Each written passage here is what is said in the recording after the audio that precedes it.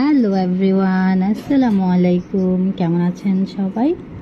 তো আজকে আমি একদম ইফতারের আগ মুহূর্তে ব্লগটা শুরু করছি। এখানে আমি 2টা ডিম সিদ্ধ করে নিয়েছিলাম। 2টা ডিমকে আমি স্লাইস করে কেটে নিচ্ছিলাম। আর আজকে আমি নুডলস রান্না করেছি ইফতারে। তো নুডলসের মধ্যে আমি কোনো ডিম ভেঙে দিইনি, আমি 2টাই সিদ্ধ করে নিয়েছি। সিদ্ধ করে নিয়ে আজকে উপরে শুধু একটু গার্নিশ করে দিব।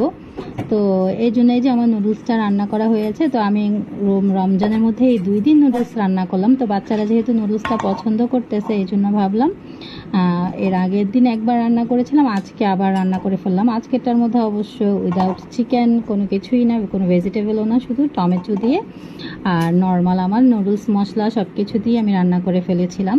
আর ডিম সিদ্ধ করে উপর দিক থেকে একটু ছিটিয়ে দিয়েছি। আর আমার হাতের আলুর চপ তৈরি করেছি, আর বেগুনি তৈরি করেছি, আর জিলাপি আগের ছিল। আর এদিকে আমি ফ্রুটস কেটে নিয়েছি। তো একে একে সবার জন্য প্লেটগুলো সাজিয়ে নিচ্ছিলাম। তো 2টা করে আলুর চপ, আসলে বললাম তো ইফতারের আগে হচ্ছে সাজানো দেখাটা হচ্ছে সব সৌন্দর্য, চোখে দেখাটা হচ্ছে সৌন্দর্য, খাওয়াটা হচ্ছে বড় কথা না।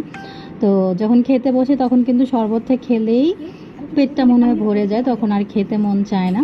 তো এই জন্য আমি সবার প্লেটে একটু সুন্দর করে সাজিয়ে দিচ্ছি। যেহেতু আমার ছেলে তো আজকে ওর পছন্দের মতো ওইখানে ওরকম কিছু না, ও সস দিয়ে শুধু বেগুনিটা খেলে খাবে আর একটু নুডলস খাবে। তাও আমি ওর সাজাই ওর সামনে দিলাম, দেখা যাক ও কতটুকু খায় কি করে। তো এই জন্য আমি সব কিছু রেডি করে নিচ্ছিলাম সবার জন্য। তা আমি ভাবলাম ও দেখে দেখে হয়তো খুশি হয়ে একটু খাবে, এই জন্য আর কি সাজিয়ে ওর সামনে দিলাম। তো এই যে আমাদের ইফতারের আজকে আয়োজন, আলহামদুলিল্লাহ, সবকিছু আলহামদুলিল্লাহ, আল্লাহ রিজিকে যেটা দিয়েছে ওটাই খেয়েছি। আল্লাহ হাফেজ, সবাই ভালো থাকবেন, সুস্থ থাকবেন।